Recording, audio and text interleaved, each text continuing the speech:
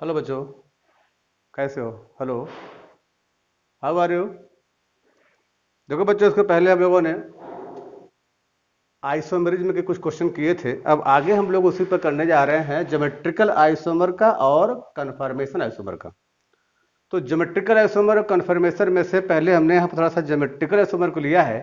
उस पर एक क्वेश्चन को देखो और उसके थोड़े से जो भी इसका थ्योरी है उस पर भी थोड़ा सा यहाँ पर डिस्कस करिए। पहला क्वेश्चन है, which of the following pairs of the compounds are geometrical isomer. उसी कंटिन्यूएशन में ये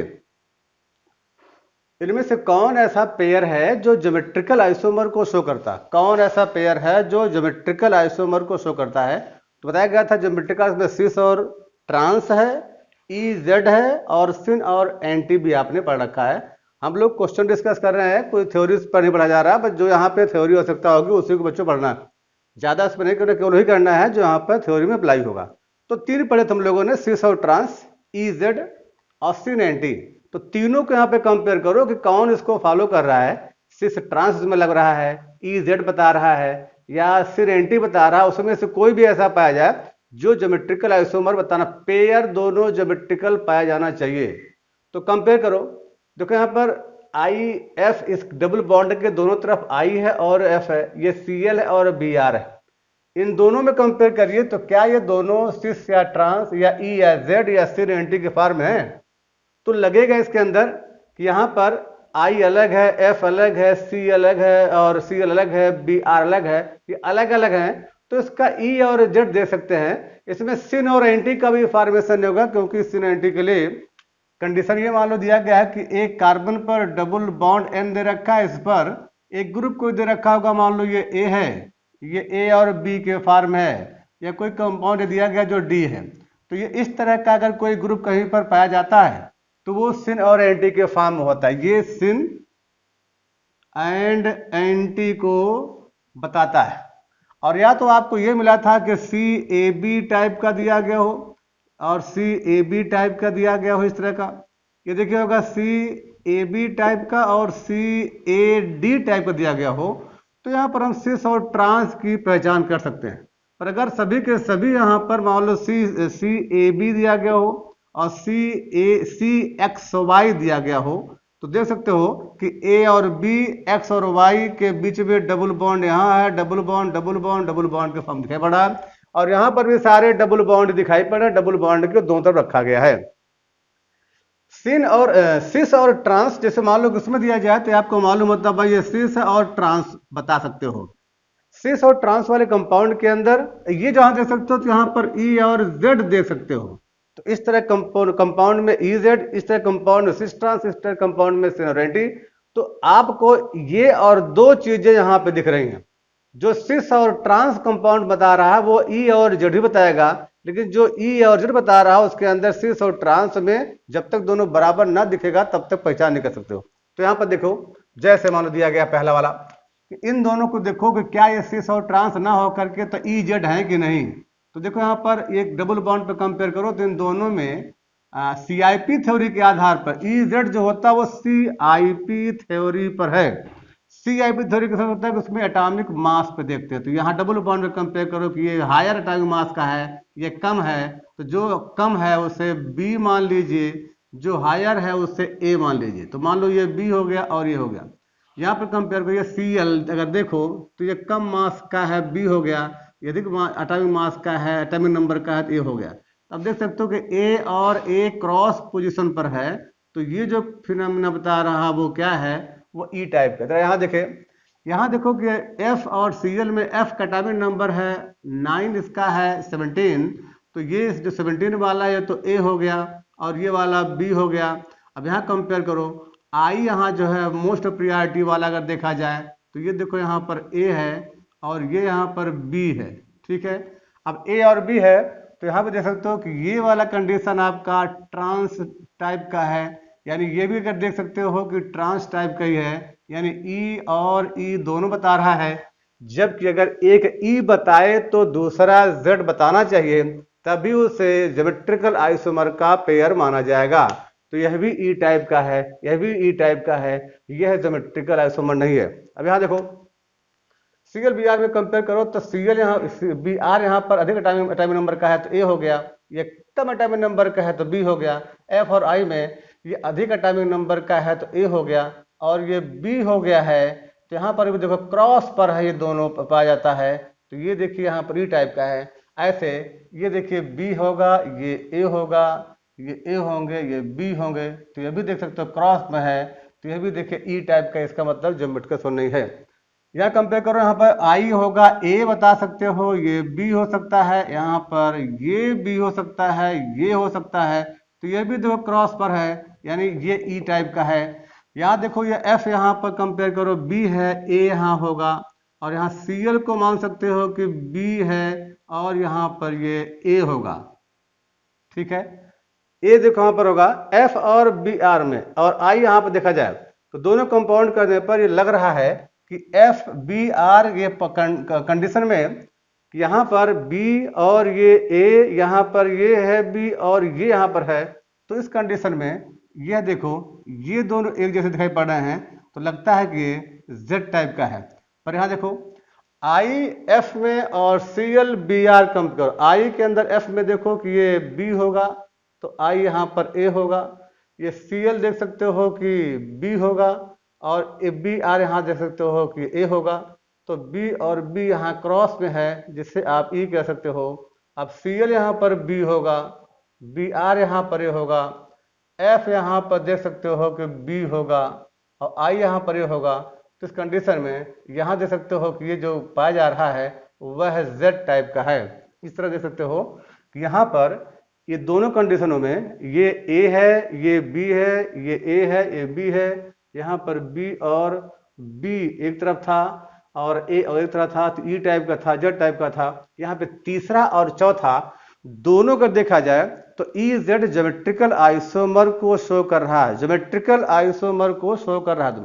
तो इस तरह से यहाँ पर तीसरा और चौथा दोनों से आ गया, क्योंकि यहाँ पर ई और जेड है तो ज्योमेट्रिकल आइसोमर है, यहाँ पर ई जेड है तो ज्योमेट्रिकल आइसोमर है, इसलिए दोनों यहाँ पर एक ई और जेड का ज्योमेट्रिकल आइसोमर पाया जा रहा है। आगे देखें, नेक्स्ट क्वेश्चन दे रहा है के अंदर number of isomer of the aromatic compound C8H10 का कितना एरोमेटिक आइसोमर होगा था। देखिए ध्यान रखिएगा, यहाँ पर कंपाउंड दे रखा C8H10 बच्चों दिया गया है C8H10। अब यह कंपाउंड अगर देखा जाए तो ये कंपाउंड एरोमेटिक है कि नहीं, इसे जानने के लिए आप इसका DBE निकालो, डबल बॉन्ड इक्विवेलेंट। तो फार्मूला इसका होता है A+1 - B-C/2। ऑर्गेनिक कंपाउंड देखो उसमें ये लगाओ फार्मूला, इसमें आपको पाई बॉन्ड दिखेगा। तो देखो यहाँ पर जो A है वो है नंबर ऑफ कार्बन, बताया गया था इसके पहले, नंबर ऑफ कार्बन होगा, ए हो गया, और बी यहां पर है number of monovalent, number of monovalent atom में यहां पर ध्यान रखिएगा एच भी होता है, एक्स भी होता है, और सी यहां पर है number of trivalent, number of trivalent मतलब एन होता है। तो यहां देखो कार्बन है, एच और एन इसमें नहीं है, तो ये करिए इसका अगर हम निकाला जाए डीबी इसमें तो कितना आएगा, तो सी हो गया देखो 8+1 - 10/2 यानी हो गया है 9/5 बराबर हो गया है 4, यानी 4 पाई बॉन्ड यहां पर होता है। ये है 4 पाई बॉन्ड। तो एक बेंजीन के रिंग बनाने में 4 पाई बॉन्ड चाहिए, उस 4 पाई बॉन्ड में से 1 पाई बॉन्ड रिंग बनाने में लॉस हो जाता है, यूज हो जाता है, और 3 पाई बॉन्ड में अपीयर होता है। तो ध्यान रखिएगा इसमें 4 पाई बॉन्ड, इसमें लिख सकते हो each benzene ring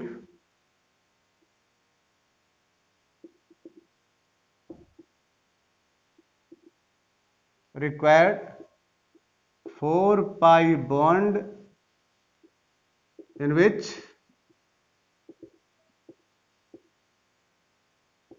1 pi bond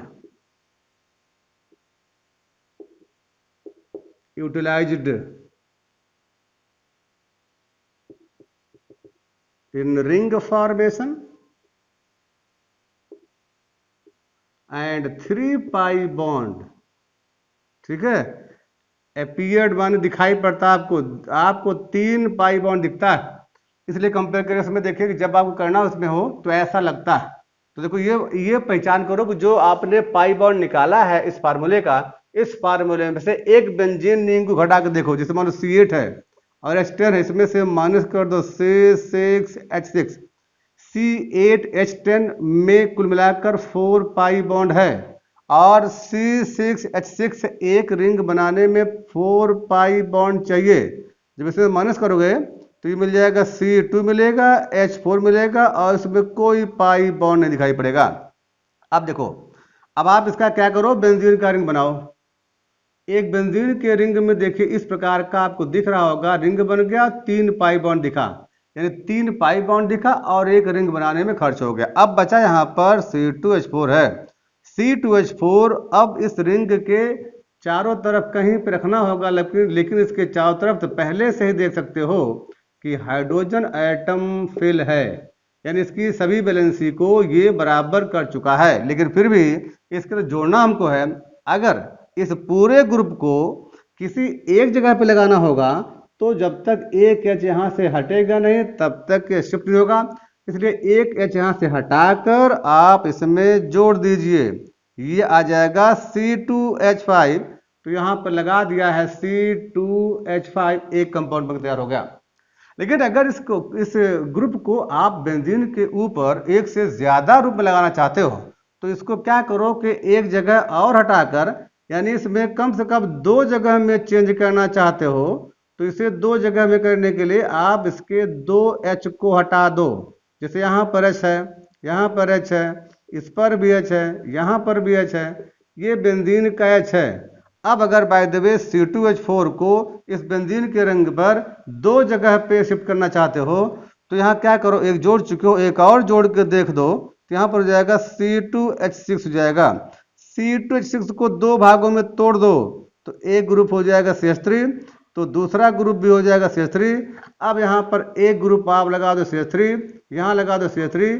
अगर आपने ऐसा लगाया है तो CH3 ग्रुप वाले में से एक का नाम यहाँ पर होगा ऑर्थो, दूसरे का नाम होगा यहाँ पर मेटा, तीसरा हो जाएगा पैरा। इसका नाम है जाइलिन कहते हैं, ये हो गया है जाइलिन, यानी ऑर्थो मेटा पैरा 3 हो गए और एक ये हो गया 4 हो गया।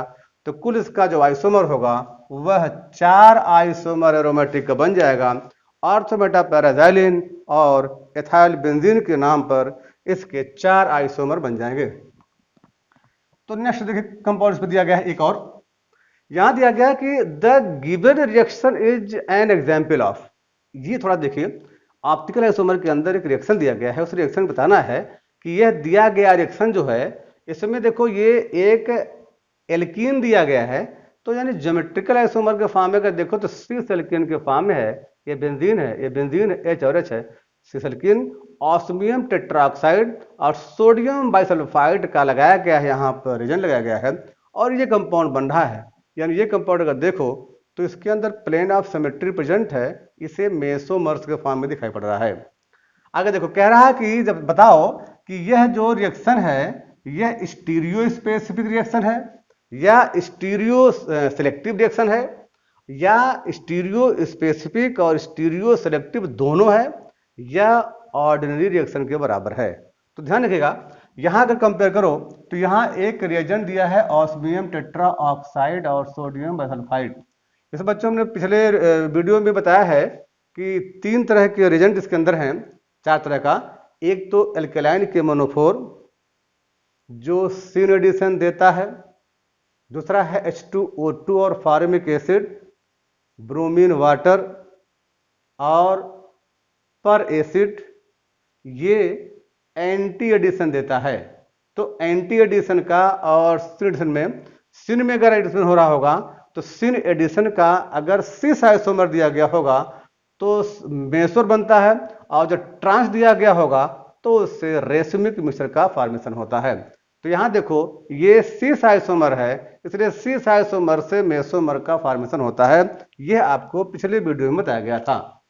अब यहां देखो जैसे एक यहां दिया गया इस क्वेश्चन में, यह है ऑस्मियम टेट्राऑक्साइड और प्लस दूसरा दे रखा है Na सोडियम बाइसल्फाइड, ठीक है। यह दोनों सिन एडिशन देते हैं, सिन एडिशन, ठीक है, सिन एडिशन ऑन या विद एल्कीन, एल्कीन के साथ में सिन एडिशन देते हैं। इसलिए ध्यान रखिएगा कि कोई भी अगर सिस कंपाउंड होगा, सिस कंपाउंड में सिन एडिशन होगा और मेसोमर्स बनेगा, इसलिए पूरा नाम होगा तो होता है इसका नाम CSM, यानी सिस एल्कीन में सिन एडिशन होने पर मेसोमर का फॉर्मेशन होता है।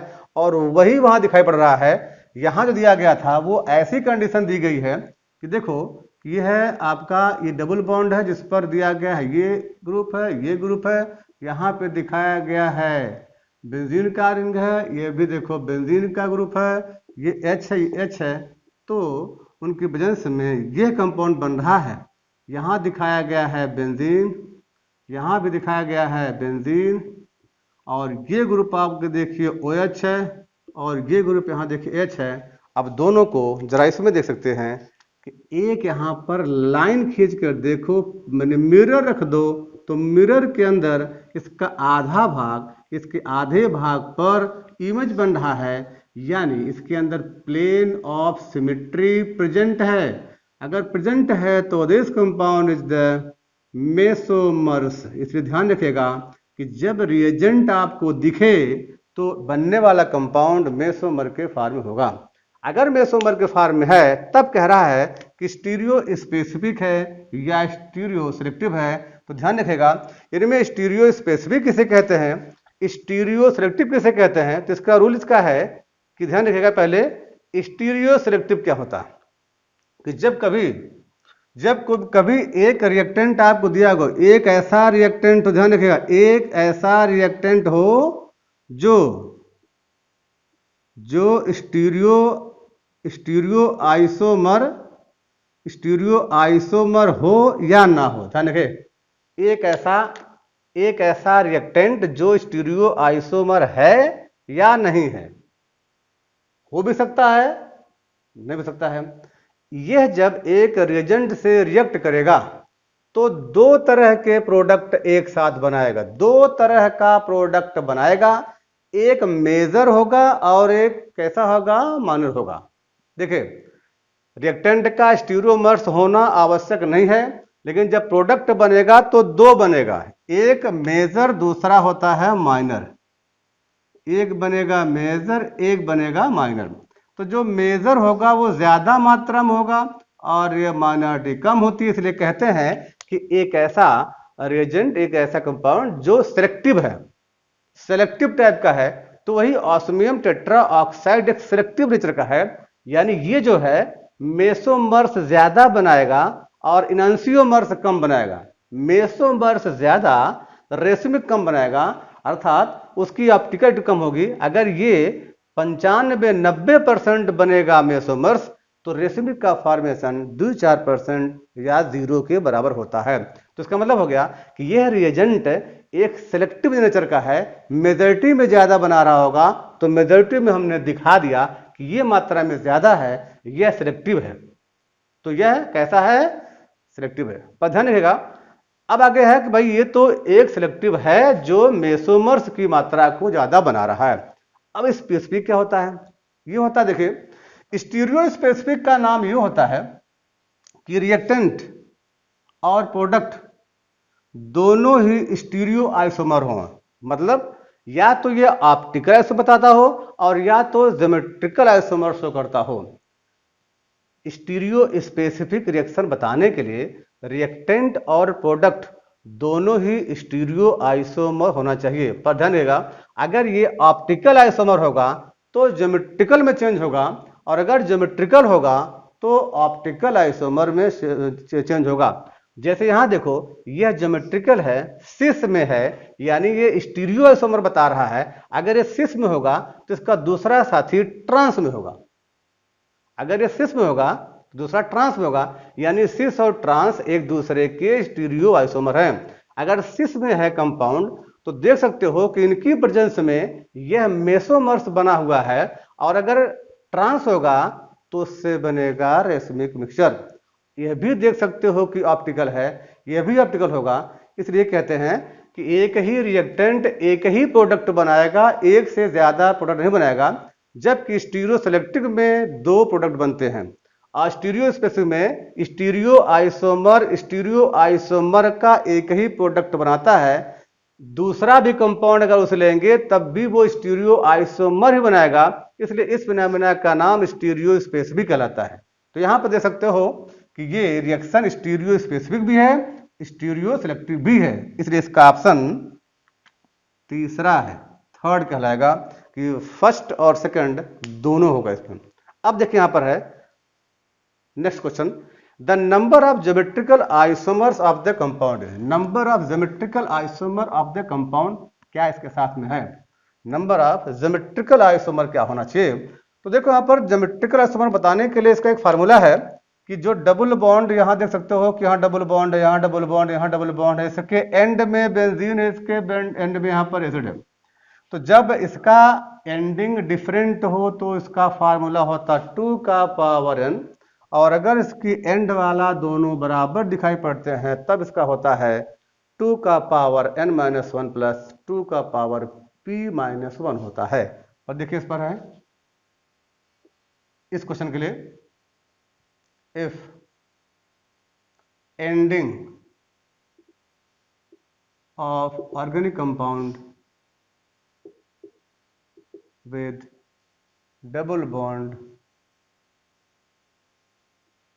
are different then number of geometrical isomer बराबर 2 का पावर n होगा।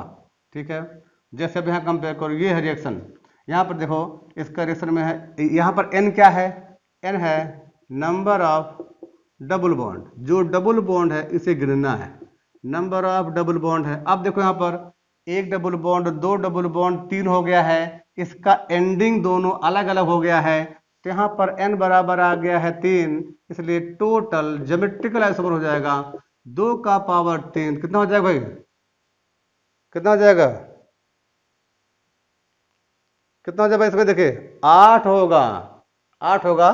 तो 8 में से देख सकते हो यहाँ पर चौथा, यहाँ पर इसका जो नंबर आ गया था 9, 8 बना दीजिए, तो लगभग यहाँ पर 8 के बराबर आ जाएगा, 8। तो ये लगभग जाएगा 8 आइसोमर यहाँ पर होगा, जिसको हमने यहाँ पर फोर्थ वाले ऑप्शन में आपको 9 दिख रहा था, लेकिन वो 8 हम बना दे रहे हैं, यहाँ पर है ये 8 के बराबर होगा। इस समय इसका ऑप्शन 8 के बराबर हो गया है, यानी 2 का पावर ये 3 हो गया, 1 2 3, यानी 2 2 जा 4 2 जा 8 बराबर हो जाएगा। अब आगे देखो, लेकिन एक क्वेश्चन और एक फॉर्मूला इसके अंदर है, if ending of the chain are same, मान लो हो गया है, उसके इधर भी बेंजीन हो उधर भी बेंजीन हो, अगर सेम हो गया है तब इसका होगा टोटल ज्योमेट्रिकल आइसोमर जो हो जाएगा वो हो जाएगा, ये देखो 2 to the power n minus 1 plus 2 to the power n p minus 1, ये इसका फार्मूला है। पर ध्यान रखिएगा यहाँ पर p क्या है उसको देखो, p के लिए क्या होगा? if n in even number, अगर n इवन नंबर में है तो p बराबर होगा n/2 रखना है, ठीक है। पर इफ n इन ऑड हो तब यहां पर p बराबर होगा n + 1/2 हो जाएगा, ये इसका फार्मूला है। यानी अगर इसकी एंडिंग डिफरेंट है तो उस सेम है, डिफरेंट है तो 2 की पावर n हो जाएगा, और अगर सेम हो गया है तो 2 का पावर n-1 प्लस 2 का पावर p-1 के बराबर हो जाएगा। अब हम इसका एग्जांपल दे दें, जैसे मान लो ऐसा कर दिया गया है, तो ऐसा हो सकता है C6H5, देखो ये CH डबल बॉन्ड हो गया CH, ये भी देखिए डबल बॉन्ड हो गया CH, यहाँ पर भी देखो डबल बॉन्ड हो गया CH, और लास्ट में लिखा हमने बेंजीन, देखो ये देखो इसकी एंडिंग बराबर है। अब यहाँ पर है तो n बराबर 3 ही, 1 2 3 पाए गए, इसलिए यहाँ पर करोगे ज्योमेट्रिकल आइसोमर की वैल्यू हो गया है 2 का power n minus one plus 2 का पावर p माइनस वन है। और ध्यान रखिएगा यहाँ पर n बराबर 3, ये ऑड में है तो p बराबर इसका होगा 3 प्लस 1/2 यानी 4 यानी 2 के बराबर हो गया है। तो इसलिए ज्योमेट्रिकल आइसोमर ये टोटल हो गया है 3 माइनस वन प्लस 2 का पावर, यहाँ 2 माइनस वन हो जाएगा, यानी कुल मिलाकर देख सकते हो 2 का पावर हो गया 2 और 2 का पावर 1, यानी कुल मिलाकर कितने हो गए 4 2 6 आइसोमर। तो यहाँ पर अगर इसकी एंडिंग सेम हो जाए तो वही आइसोमर कंपाउंड में 6 है, और अगर डिफरेंट था तो 8 हो गया था। आगे देखो, number of stereomers obtained by the bromination of the trans 2 butene. अब देखिए यहाँ पर 2 ब्यूटेन है, उसमें ट्रांस टाइप का है, आपको इसके अंदर ब्रोमिनेशन करना। ध्यान रखिए, ब्रोमिनेशन कह रहा है bromination of the trans 2 butane. तो ट्रांस का सेंस हो गया जैसे मान लो ये CH3 है, ये हो गया कार्बन H हो गए, तो डबल बॉन्ड ये हो गया H और ये हो गया है CH3। अब कह रहा है कि इसमें ब्रोमिनेशन करना है, और हमने इसको पिछले वाले टर्म में बताया था ब्रोमिनेशन करने के लिए आपको इसका रिएजेंट Br2CCl4 लगाओगे, और जैसे इसे लगाओगे तो डबल बॉन्ड पर इसका एंटी एडिशन हो जाएगा, और एंटी एडिशन हो जाएगा तो याद करो TAM, अर्थात TAM मीन्स ट्रांस एल्कीन के साथ में एंटी एडिशन होने पर मेसोमर्स का फॉर्मेशन करेगा, यानी यहां पर टैम को फॉलो करेगा। टैम अर्थात M for the mesomers, A for the anti addition और T for the trans alkene. तो Br2CCl4 में ये बन जाएगा टैम टाइप का ट्रांस, और मेसोमर्स यानी CH3 हो गया है। ये देखो ये बॉन्ड मान लो दिया गया है Br है, H है, यहाँ देखो Br है, H है, और ये देखो CH3 है, यहाँ पर कार्बन है कायरल ऑप्टिकल है, और इस पर अगर देख सकते हो तो यहाँ पर भी प्लेन ऑफ सिमेट्री प्रेजेंट है। अगर प्लेन ऑफ सिमेट्री प्रेजेंट है, दोनों कंपेयर करो, देखो यही फार्मूला सेम है। ये क्वेश्चन आइसोमर पूछा था, पर ये देख सकते हो कि यही रिएक्शन सेम है, यह भी स्टीरियो स्पेसिफिक और सिलेक्टिव होगा। यह भी देखो यहाँ पर स्टीरियो स्पेसिफिक भी है और स्टीरियो सिलेक्टिव भी है, क्योंकि यह भी देखो स्टीरियो आइसोमर है।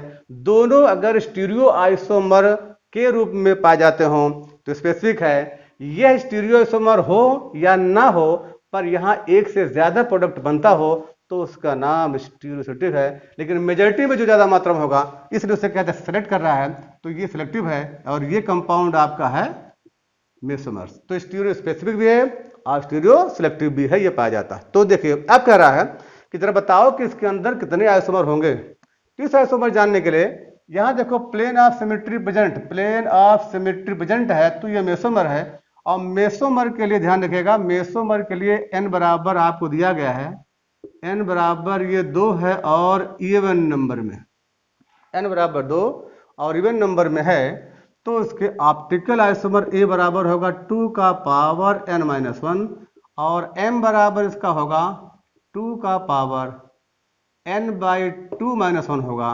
अब देखो 2 के पावर में माइनस कर दोगे तो 2 का पावर 1 हो जाएगा, यानी 2 हो गया है, और यहाँ पर 2 के पावर में 2/2 और माइनस 1, 2 का पावर 0 बराबर 1 हो गया है।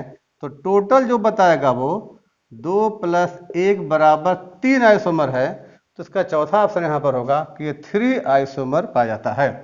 तो इवन नंबर मेसोमर था, प्लेन ऑफ सिमेट्री था, इवन नंबर था इसका ऑप्टिकल आइसोमर और मेसोमर, दोनों मिला करके कुल 3 आइसोमर पाए जा रहे हैं। अब उसी क्रम में देखिए अगला question, in the following the most stable conformation of N butane. ये जो क्वेश्चन है वो कन्फर्मेशन आइसोमर का था। इसके पहले वाले क्वेश्चन जो थे वो ज्योमेट्रिकल के थे।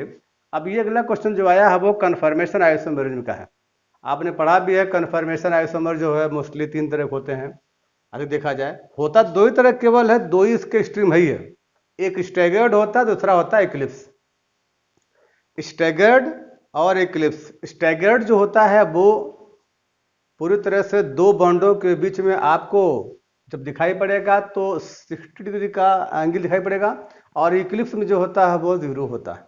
तो 0 डिग्री के बीच में जो बॉन्ड अगर अगर एडजस्ट है तो इसका सेंस है कि वो है इक्लिप्स, और दोनों बॉन्डों के बीच में अगर आपको 60 दिख रहा है तो स्टैगर्ड है। अब 60 और 0 के बीच में अनगिनत अनंत इनफाइनाइट बॉन्ड के एंगल बनते हैं।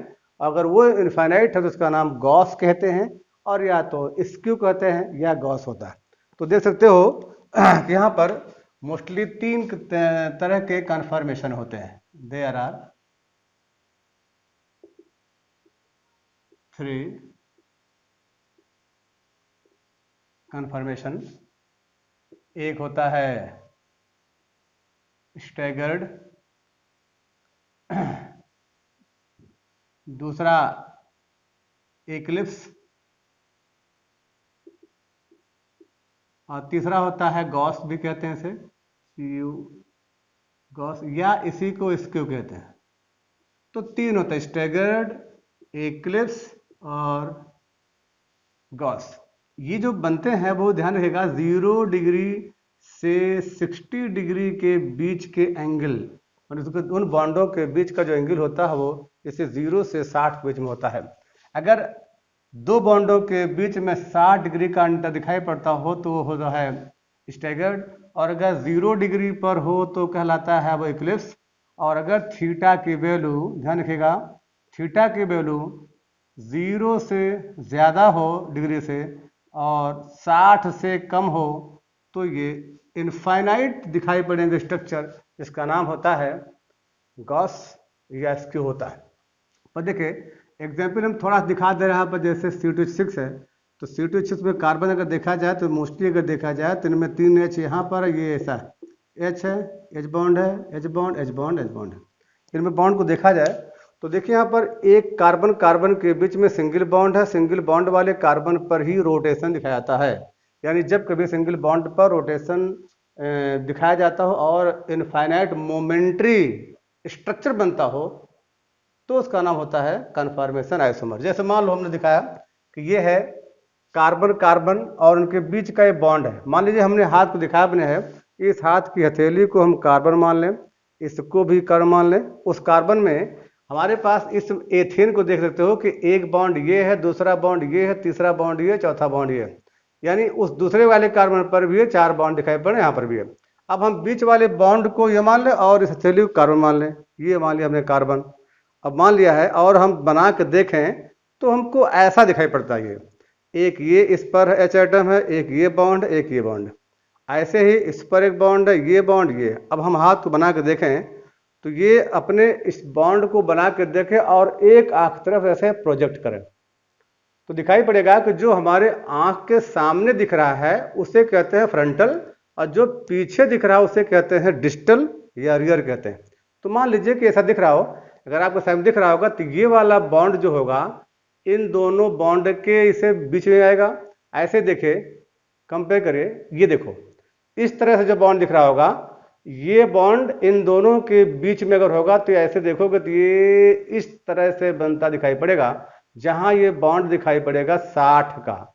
और यही बॉन्ड अगर इनके ऊपर इस तरह से ओवरलैप ढका हुआ दिखाई पड़े तो इसे कहते हैं इक्लिप्स, इसे कहते हैं जीरो। अब 0 और 60 के बीच का जो भी स्ट्रक्चर यहाँ पर आप बना के दिखाओ वह गॉस कहलाता है या स्क्यू होता है।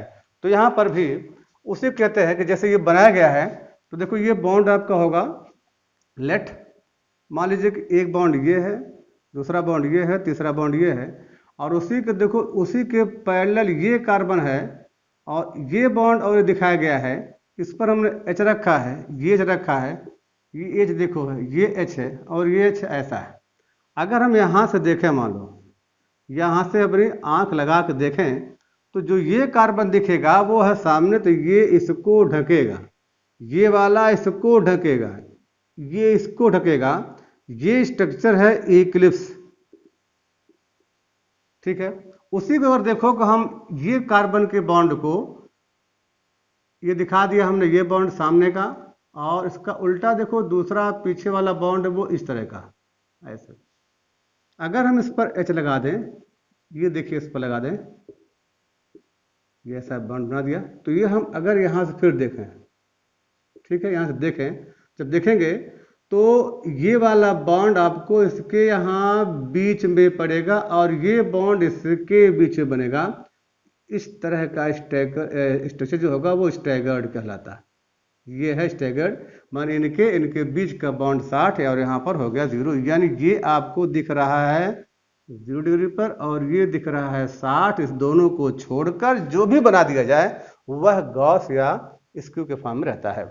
इस स्ट्रक्चर का नाम होता है साहार्स प्रोजेक्शन।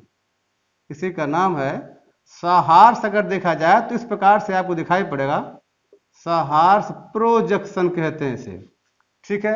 इसी साहार्स प्रोजेक्शन को न्यूमैन प्रोजेक्शन में देते हैं कि जो सामने वाला कार्बन है वह एक ट्राइएंगल बना के दिखाते हैं और पीछे वाले कार्बन को ऐसे गोला बनाते हैं। तो मान लो कि हमने ये बनाया, इसी को देखो, तो ये है इसका पीछे वाला कार्बन, ठीक है, ये वाला कार्बन, और सामने वाले कार्बन जो होगा उस पर ऐसा देखो बनाया गया एक बॉन्ड। तो जब ऐसा बनता है तो सामने वाला कार्बन है, और अगर इस तरह से बनता है देखो ऐसे, और ये कार्बन दिखाया गया इस तरह का बॉन्ड बनाकर, तो ये पीछे वाला कार्बन है। बैक माने इस कार्बन का स्ट्रक्चर ये है और इस कार्बन का स्ट्रक्चर ये है, तो फ्रंटल आपको दिखाई पड़ेगी, डिस्टल कार्बन दिखाई पड़ता है। तो ये है डिस्टल, ये फ्रंटल। अगर हम डिस्टल फ्रंटल के कार्बन को बना कर देखें और ये हमको दिखाई पड़े ऐसे, ये देखो, ये है फ्रंटल और पीछे हमने दिखा दिया थोड़ा सा, यहाँ पर देखो ये बॉन्ड जोड़ दिया, ये सामने यहाँ लगा दिया और ऐसा लगा दिया, तो ये हो गया H, ये बॉन्ड H हो गया, H हो गया, H हो गया, H हो गया, H हो गया। इनके बीच का जो थीटा जो है वो हो गया है 0 डिग्री। तो ये स्ट्रक्चर एक्लिप्स हो गया, एक्लिप्स हो गया। इसका न्यूमैन प्रोजेक्शन है। और यही देखिए, जब सामने वाला कार्बन है तो ये होगा ऐसा, अब पीछे वाला कार्बन होगा तो ऐसा। और अगर हम इसी को न्यूमैन प्रोजेक्शन में दिखाएं तो ये देखो दिख रहा बाहर का फ्रंटल कार्बन और पीछे का कार्बन देखो यहाँ दिख रहा होगा, यहाँ दिख रहा होगा, ये होगा। उस पर जैसे तो H बॉन्ड, यहाँ पर H है, एटम यहाँ H है, यहाँ H एटम है, यहाँ पर होगा। इसे कहते हैं न्यूमैन प्रोजेक्शन। और यहाँ के बीच का बॉन्ड एंगल हो गया 60 और ये हो गया स्टैगर्ड। ऐसे ही स्ट्रक्चर वहाँ पे दिख रहा है। अब देखो यह दिख रहा जो है इस बॉन्ड के बीच में यहाँ पर है 60 डिग्री, यहाँ पर भी है 60 डिग्री, पर यहाँ पर देखो यहाँ पर है 0, ये है 0। तो ये दोनों स्टैगर्ड हैं और ये दोनों इक्लिप्स हैं। पर स्टैगर्ड में क्या है देखो, ये कंपाउंड कह रहा है एन ब्यूटेन माने 4 कार्बन का है।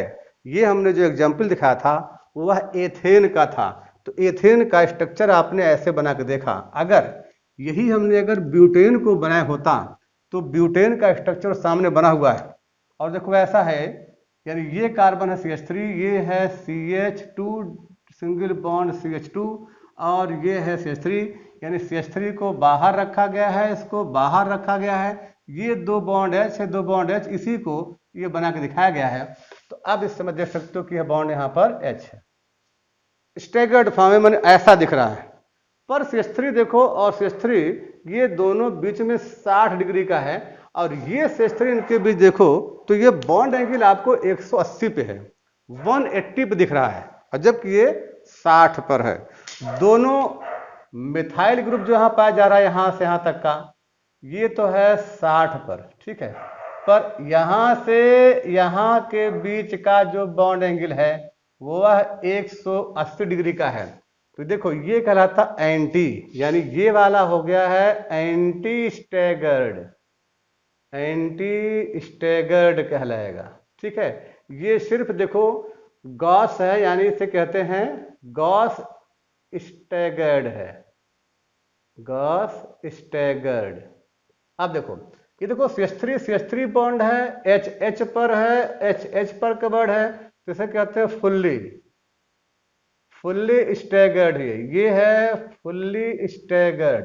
और ये क्या है, CH3 को नहीं ढक रहा है, CH3 H पे कवर्ड है, H पे H कवर्ड है, CH3 H के बॉन्ड को ऐसे ऐसे प्रोजेक्ट कर रहा है, यानी इसका नाम है गॉस गॉस इक्लिप्स कहते हैं इसे, यानी उससे कम फॉर्म में देखा गया है। तो इक्लिप्स यहाँ पर ये गॉस के फॉर्म में है, इस कंडीशन पाया जा रहा है। अब देखो यहाँ पर स्टेबिलिटी किसकी ज्यादा होती है, ध्यान रखिएगा। स्टेबिलिटी जो होती है अधिकतर देखा जाए तो वो स्टैगर्ड की स्टेबिलिटी यहाँ पे ज्यादा होती है, स्टैगर्ड की स्टेबिलिटी यहाँ पर ज्यादा होती है। उस कंडीशन में देखो ध्यान दो, stability is universally proportional to potential energy, ध्यान रखेगा। देखो यहां पर तो staggered stability order, stability order का देखा जाए तो स्टैगर्ड की सबसे ज्यादा होगी, उससे कम स्क्यू की होगी यानी गॉस की होगी, और सबसे कम एक्लिप्स की होगी। ठीक है, एक्लिप्स की सबसे कम होगी। तो एक्लिप्स की यहाँ पर सबसे कम हो गई है, जबकि स्टैगर्ड की सबसे ज्यादा इसकी स्टेबिलिटी है। उसका उल्टा कि एनर्जी कहाँ पे ज्यादा, पोटेंशियल एनर्जी ऑर्डर कर देखो तो एक्लिप्स की ज्यादा होगी, उससे कम स्क्यू या गॉस की होगी, और सबसे कम स्टैगर्ड की होगी। अब अगर हम स्टैगर्ड में हम पता करें कि वहां पर किसकी स्टेबिलिटी ज्यादा है, तो देखो स्टेबिलिटी एन ब्यूटेन में पता करो, तो एन ब्यूटेन में जो होगा वो सबसे ज्यादा, एंटी स्टैगर्ड की स्टेबिलिटी सबसे ज्यादा होगी। उससे कम देखो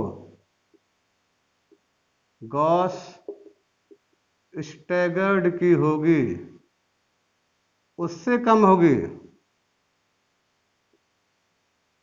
गॉस इक्लिप्स की होगी, और सबसे कम जो होगी स्टेबिलिटी वो फुल्ली इक्लिप्स की होगी।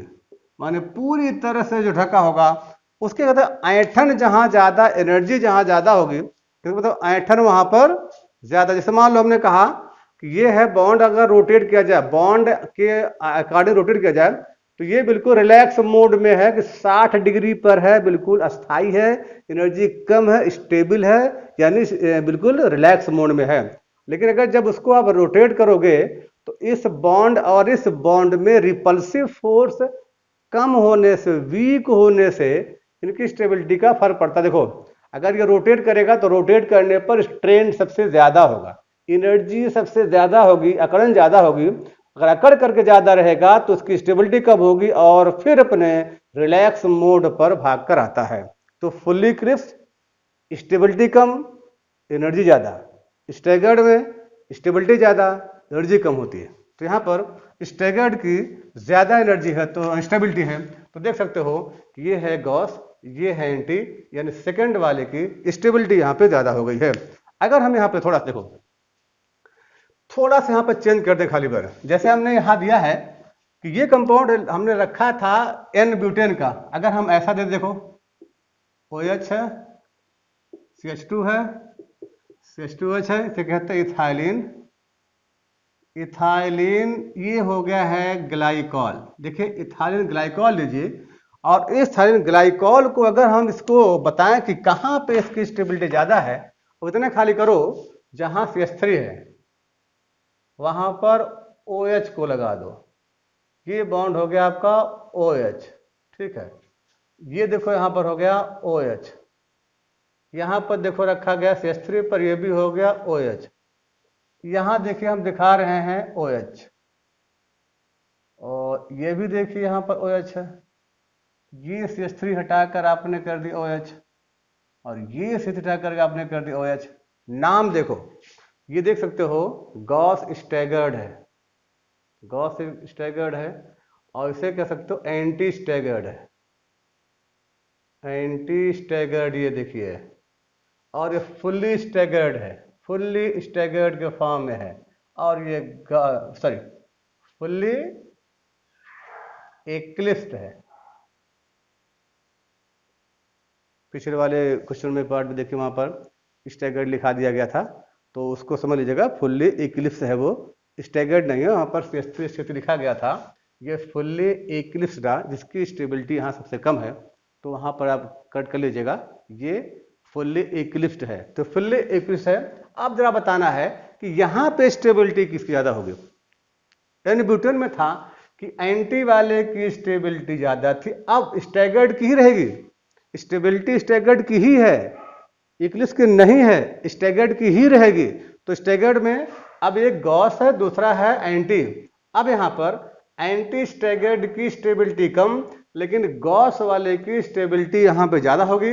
क्योंकि यहाँ पर इसके बीच में एक इंट्रामॉलिक्यूलर एच बॉन्ड बना होगा, तो इस बॉन्ड बनने से इसका पहले वाले की स्टेबिलिटी ज़्यादा हो जाएगी, जबकि एन ब्यूटेन के अंदर एंटी स्टैगर्ड की स्टेबिलिटी ज़्यादा थी। तो यहाँ पर ग्लाइकोल अगर आ गया है तो आपका पहला ऑप्शन हो जाएगा, जबकि उसके पहले वाले में एंटी स्टैगर्ड वाले की स्टेबिलिटी बताया गया था। तो अब ये स्टेबिलिटी नहीं है, ठीक है, इसको देख सकते हो। तो पहला हो गया क्योंकि उसके बीच में बॉन्डिंग बनी है, स्टेबलाइज ज़्यादा हो गया है। आगे देखो, यहाँ पर एक एग्जाम्पल दिया गया है, उसी के आधार पर है, कन्फर्मेशन में है। 4 न्यूमैन प्रोजेक्शन दे रखा, ये 4 हैं। इस न्यूमैन प्रोजेक्शन के फार्मूले लिखे हैं। Of the compound CH2OH, CHOH, CHOH, CHO are shown below, which of these represents erythro isomer. Erythro मतलब होता है ऑप्टिकल, यानी देखिए कि जब कभी भी आपको कार्बन पर दो देखो, यहाँ पर देख सकते हो कि CH2OH और CHOH में यहाँ पर 2 कार्बन कायरल हैं, यानी ये कंपाउंड मेसोमर्स में है या एनांसियोमर्स में है। यानी अगर 2 ग्रुप एक साथ आपको दिखाई पड़ते हो तो है एरिथ्रो, अगर दोनों ग्रुप सेम अलग अलग दिखाई पड़े तो उसका नाम होता थ्रियो। तो थ्रियो एरिथ्रो ये आपको एक पहले वाले लेक्चर में बताया गया था वीडियो में। अब यहाँ पर वही चीज थोड़ा सा एक क्वेश्चन दे रखा है कि कन्फर्मेशन वाले कंपाउंड में कौन सा इसके अंदर एरिथ्रो आइसोमर है। तो देखो जरा पहचानो, कंपाउंड ये है, यहाँ दिया गया है, ये देखिए है CH2OH है और ये CHOH है, ये भी देखिए CHOH है और CHO है। इनमें अगर कंपेयर करो तो इसके कार्बन पर आप देख सकते हो कि यहाँ पर कायरल है, ये भी है कायरल पर दिखाया गया है।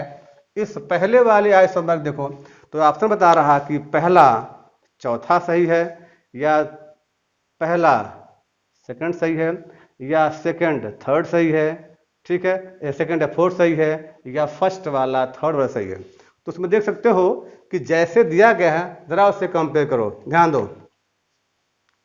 पहले बार देखो, पहले को CHO और ये CH2OH एक दूसरे के सामने 180 पे दिखाया गया है। H और H भी 180 पर है, OH भी 180 पर दिखाया गया है। OH 180 पर है, यह 180 पर है और ये भी 180 पर है। तो जरा सा इस पहले वाले को आप फिशर प्रोजेक्शन में बना के देखो, पहले वाले को फिशर प्रोजेक्शन में बना के देखो। जब तक फिशर प्रोजेक्शन में बनाओगे नहीं तब तक एरेथ्रो मालूम नहीं होगा। तो करना क्या है, इनमें 1 2 3 4 कार्बन है, 4 कार्बन के लिए आप एक बॉन्ड एक कर दिया। तो जो सबसे ऊपर लिखा है आप यहाँ लिख दो CHO, और जो सबसे नीचे लिखा ये हो गया है CH2OH। देखो जो सबसे ऊपर है वो हो गया CHO, जो सबसे नीचे हो गया यहाँ पर है। अब जरा कंपेयर करो, यहाँ पर H और H पहले के केस में देखो, इन फर्स्ट स्ट्रक्चर H और H किस पर है, 180 डिग्री पर है, एंड OH भी 180 डिग्री पर है। तो यहाँ पर हो गया H, यहाँ पर हो गया H, ये हो गया OH, ये हो गया OH, ये पहला वाला हो गया। जब सेकंड पे आ जाओ, सेकंड पे आ जाओ। सेकंड क्या कह रहा है, सेकंड पर भी देखिए यहाँ पर है इसका नेचर, ये 2 3 4 है। ऊपर देखो ये है CHO, नीचे दिखा रहा है यहाँ पर OH है, ठीक है। अब H और H यहाँ दिखा रहा है 180 पर है, तो मान लो H हो गया यहाँ पर। तो इसका देखो CHO का ये OH और H है, यहाँ पर हो गया OH। अब यहाँ OH नीचे दिया गया था इस कंडीशन में, देखिए OH है। तो ये देखिए इसके आधार पर देखा जाए तो यहाँ जो पाया जा रहा है ये OH और CH2OH एक दूसरे के 180 पर पाया जा रहा है। यानी जब रोटेट करते होंगे तो घूम करके यहाँ वाली कंडीशन में इस पर देखिए, ये OH यहाँ था और H यहाँ था, इस पर इसका दिखाओगे तो ये हो जाएगा H यहाँ पर है और ये CH2OH है। ये हो गया आपका सेकंड वाला। थर्ड में देखो, थर्ड में देख सकते हो कि CHO और फिर यहाँ पर OH है। थर्ड में ये देखिए, यहाँ पर हो गया CHO, नीचे दिखाएगा OH। पहले वाले कंडीशन में देख सकते हो कि ये OH और H भी यहाँ पर H और H 180 पर है, और दूसरा कंपाउंड भी 180 पर दिखा है। तो इसको कंपेयर करो, मान लो H हो गया, OH इसका हो गया, तो दूसरे वाले में जो बच रहा है वो कितना इसका फॉर्म में होगा, उसका OH और H के फॉर्म में देखो तो ये हो गया OH। ठीक है, यहाँ देखिए जो दोनों कह रहा है कि जहां दोनों बराबर दिखाई पड़े उस कंडीशन में, और ये हो गया है CH2O OH हो गया। ऐसे चौथे में देखो, चौथे में कंपेयर करो तो यहाँ पर OH है, OH है, H है, H यहाँ पर है, और उसके कार्बन में कंपेयर करो तो ये हो गया आपका, देखो पहले वाले में OH और CH2OH, लेट ये आ गया है OH CH2H हो गया, और एक हो गया है CHO। जरा मिलाइए अब इसके अंदर कौन सही पाया जा रहा है। तो फर्स्ट और फोर्थ देखो, फर्स्ट और फोर्थ में देखो, फर्स्ट और फोर्थ माने दोनों को मिला के देखो, दोनों को मिला के देखा जाए तो सेम कंपाउंड दिखाई पड़ रहा है, क्योंकि जहां OH है OH पर भी और H और H, यहाँ पर H और H का और OH में CHO CH2O के बराबर है।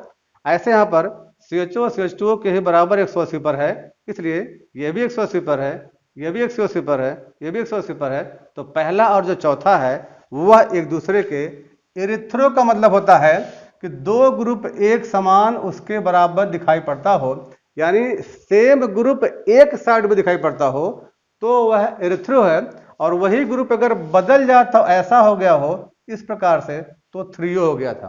तो पहला और चौथा मिला के देखा जाए तो दोनों के स्ट्रक्चर इरिथ्रो होंगे, अर्थात एक ही तरफ दोनों ग्रुप पे ये पाए जाते हैं। अगर आप देखें यहाँ पर अगला क्वेश्चन है कि which of the following configuration N butane is chiral, कहां पर ये एन ब्यूटेन का कंपाउंड है जो ये कायरल है। तो कैरलिटी कहां पर पाई जा रही है, ये भी क्वेश्चन पहले वाले पर बेस्ड ज्यादा, लेकिन अब ये कह रहा है कि कहां वो ऑप्टिकल एक्टिविटी को शो करने वाला बता रहा, कहां पर ऑप्टिकल एक्टिविटी को शो करने वाला बता रहा है। तो देखिए यह 180 पर है, 180 पर है, ये है नॉर्मल कंडीशन में, स्टेबल में। पर यहां पर देखो यह इसके किसी भी फार पर 180 नहीं है, वो उसी के नेचर के आधार पर है। इनमें कहीं पर ना तो इक्लिप्स बता रहा है और ना स्टैगर्ड बता रहा है, तो ये एक निश्चित सर्टेन में ये गॉस या स्टैगर्ड या इक्लिप्स के फॉर्म में दिख नहीं रहा। पर यहां देखो ये जो एंगल यहां के बीच का दिखा रहा है ये है 60 डिग्री का, यहां एनर्जी कम, यहां एनर्जी ज्यादा है। 60 पर 180 पे एंटी हो गया है तो ये एंटी स्टैगर्ड हो गया है, यानी इसकी स्टेबिलिटी ज्यादा है, एनर्जी कम है। यहाँ एनर्जी ज्यादा, थोड़ी सी स्टेबिलिटी कम इसकी है, इसलिए स्टैगर्ड फॉर्म में जो फुल्ली एंटी ना हो जाए, गॉस फॉर्म जो होता है वह इसके अंदर कायरलिटी को शो करता है, अर्थात इनकी एक्टिविटी को शो करता है, वह जस्ट उसके फॉर्म में पाया जाएगा। अब कह रहा है कि मैक्सिमम पोटेंशियल एनर्जी किसके साथ होगी, तो ये बताया गया था कि सबसे ज्यादा स्टेबल होगा एंटी, फिर उसके साथ में गॉस स्टैगर्ड, फिर उसके बाद में इक्लिप्स, और सबसे कम स्टेबल होगा फुल्ली, क्योंकि उसकी एनर्जी सबसे ज्यादा होती है। तो मोस्ट एनर्जी ज्यादा जो होगी वो फुल्ली इक्लिप्स के फॉर्म में पाया जाएगा।